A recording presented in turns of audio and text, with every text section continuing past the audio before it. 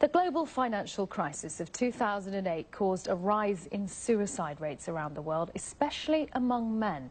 Researchers from Britain and Hong Kong said around 5,000 more people committed suicide in 2009 than would normally be the case.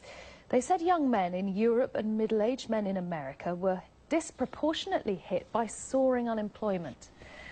The Samaritans charity says 1 in 6 calls they received last year was about financial difficulties. That's up from 1 in 10 before the crisis.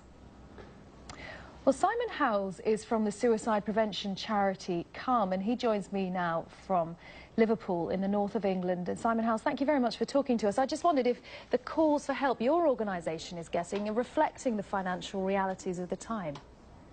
Well, yes, I think what's really key is the fact that people are struggling with what's going on around their worlds, and particularly for men, I think the loss of job and loss of finances and the ability to provide for their families or their future prospects is a major pressure on them. Have you seen an increase in those calls?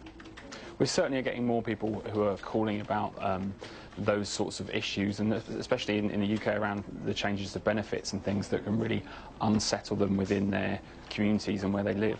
Yeah, just wondering what the conversations are like. What do they say to you? How do they feel that you can help them?